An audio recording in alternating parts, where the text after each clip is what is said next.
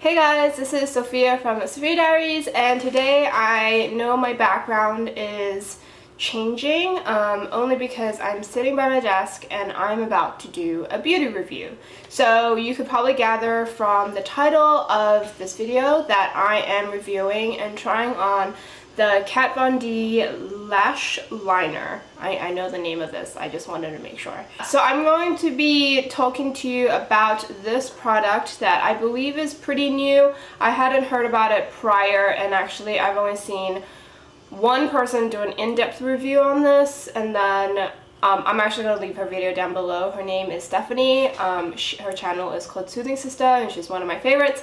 But anyways, I only saw her do one review of this, and I only saw Tati do a brief try-on during one of her PR unboxings, and I'm going to leave her video down below with the time tag so you can see really quickly what she thought of the product.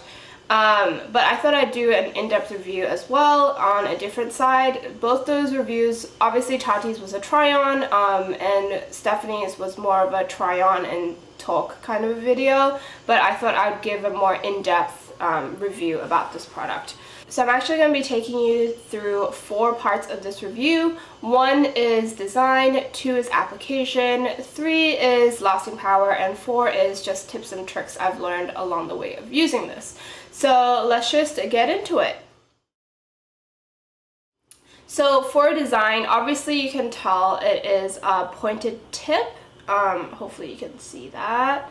But basically the product is in this tiny tube, and then there's just this big tip that's like actually pretty sharp. Obviously not crazy sharp, but sharp enough that like if you jam your hand against it, it will hurt.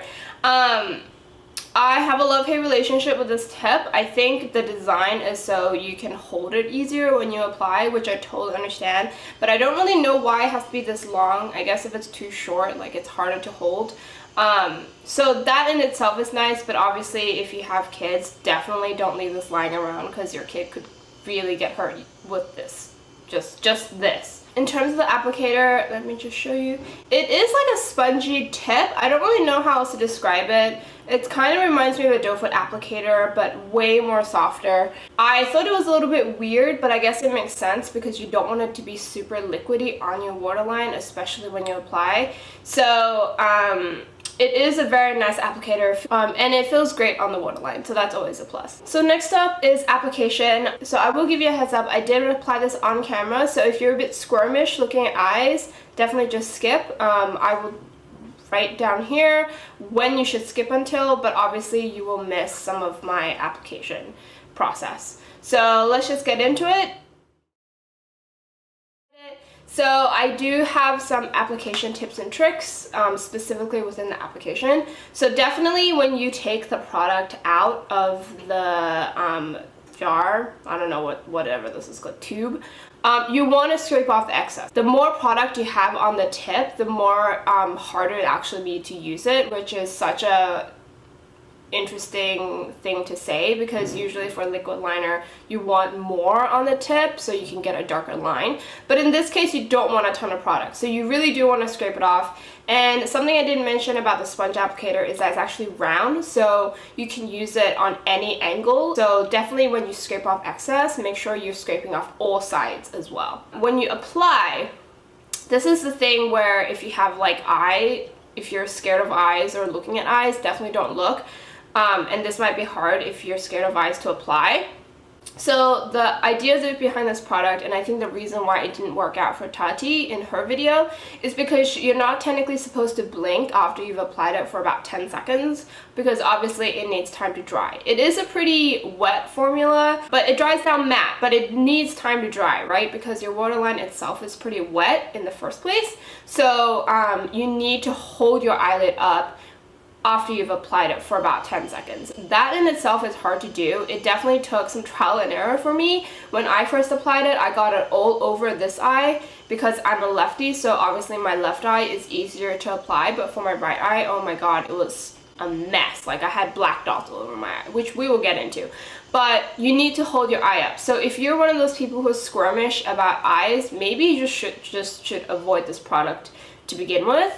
But if you're okay with that, if you're okay with holding your eyelid up apply it and then just hold it there, then this application process will be easy after you do it a couple times. And that is the catch. You need to do it more than once to be able to get the hang of it. In the overall application, there is a very steep learning curve. For the first try, when I first tried it on, I immediately was like, oh no, I can't use this. This is such pain. It's not worth it.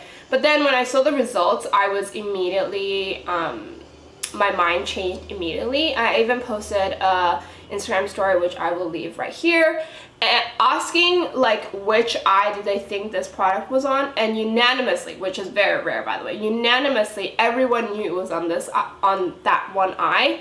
And to me that kind of sold it, because you want people to be able to see it, but you also want it to be subtle enough. When I was applying this product on camera, I actually already had my mascara on, and I do recommend you put mascara on first, just because you'll be needing way less product when you apply it, because the mascara itself will already have tinted your waterline a little bit. So it would make it a lot easier and it would make it a lot smooth. And then you wouldn't have to go on with mascara at the end, and you don't have to curl your lashes. Unfortunately, to this day, I haven't really had a chance to wear this for a full day yet, only because from now on I'm like working from home, so there's no reason for me to be wearing makeup all day. But from what I've used and from how long I've used it, it definitely lasts quite a decent amount of time. I don't know if it'll last 24/7, because a couple of nights ago when I wore it for the second time, I wore all evening, and when I came back at around like 10 o'clock, some had transferred to the corners, which, to be fair, is understandable, only because I think the corner of the eye is always the most watery compared to the rest of the eye. But even though there was some transfer right there, most of the pigment was still up there. So it wasn't like the transfer of pigment was complete, it was more like some of it smudged and then it got down there. But otherwise, in terms of lasting power, I don't think you can beat this.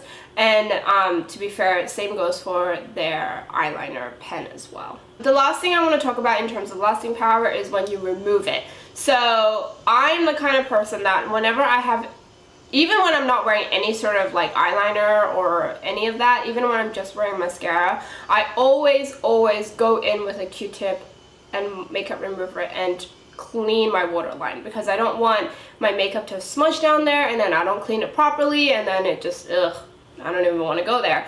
But this product, if you use it especially, you will have to be able to do that. So if you don't know how to do that, I recommend you start, giving that a go. Because if you, for example, I use Bioderma. So when I put Bioderma on a cotton pad, I just hold it on my eye and it gets rid of my mascara pretty easily. But there will always be like some of that stuff in the waterline. And even with that product, which is one of the best makeup removers I've ever used, highly recommended by the way, it does not touch this. The last two times that I've had to remove it, as soon as I lift up my eyelid, all of it is still there. It did not budge, and even when I go in with a Q-tip, I have to work it. So I think that in itself talks about its lasting power, but also it is quite difficult to remove, especially if you're not familiar with, like going that in depth when you are removing makeup. So that is my other heads up with this product. Okay, so let's just start with just the application. You will see in my video when I had inserted the clips that I started from like the middle to out and then worked my way in. And the reason for that is because for me, when I immediately take it out and even after I scrape it off, there's still going to be a ton of product on here on the sponge. So I want most of the darkness and the pigment to be concentrated on my outer edge of my eye. In my opinion, I think that's the best place to concentrate it, because you want that part of the eye to be a little bit bigger. Also, because of the sponge applicator, it's a lot easier to work your way in after it's a little bit drier on the sponge. After you've scraped off excess, when you first apply, it might look like, oh, there's not a lot of pigment, like it's not super black, I can still see my waterline peek through.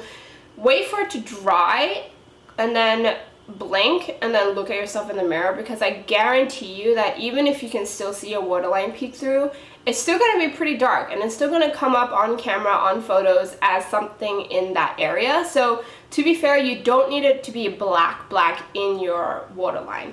And if you do want it like that, chances are you're going to get some of that stuff on your eye, because in order to get that black, you're going to need a lot of product. And in my experience, this product does not layer very well. After it dries, if you put more on, it kind of just moves around, and I don't think it's the product's fault. I think it's just the basic anatomy of the waterline, which is that it's wet, so you don't want to be moving stuff around on the waterline. One thing that I will say is that the first 2 times I applied it, not so much now, it did sting a little bit. What Tati said in her video does have some effect. I think for her it was mostly because she blinked when she shouldn't have, but there is going to be a weird, like, uncomfortable sensation, like when you first apply, you know, a weird kind of mascara. I think you just have to blow past it, because I was actually kind of worried that I would keep having this feeling, but on my 3rd time, like right now, I feel nothing. It feels really natural. I think you just have to blow past that initial discomfort, because it is so new and it's so interesting. Your eye just might not be used to it, but once you use it a couple times, wear it a couple times, I think you'll really find that it's worth it, and it's not gonna be super uncomfortable after a while. And the last thing that I really quickly want to touch upon is it did get on my eye, and like I said earlier, I will explain now. So when I'm a lefty, so when I was applying it on my right eye, it got everywhere.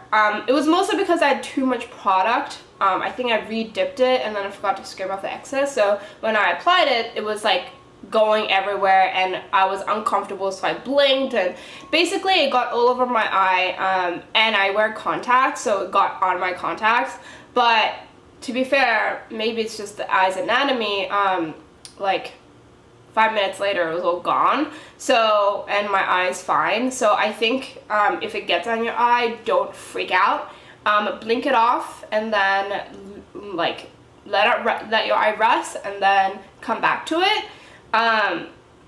In my opinion, it's harmless, but I am not a doctor, so don't take my word for it. If something happens, definitely go see your PCP. Now, let's just talk about really broadly whether or not I even recommend this product. For me, I don't wear a lot of makeup anymore, only because I don't have the time, I don't have the energy. I no longer have the luxury to be able to sit at my desk and do my makeup for an hour. I'd rather sleep.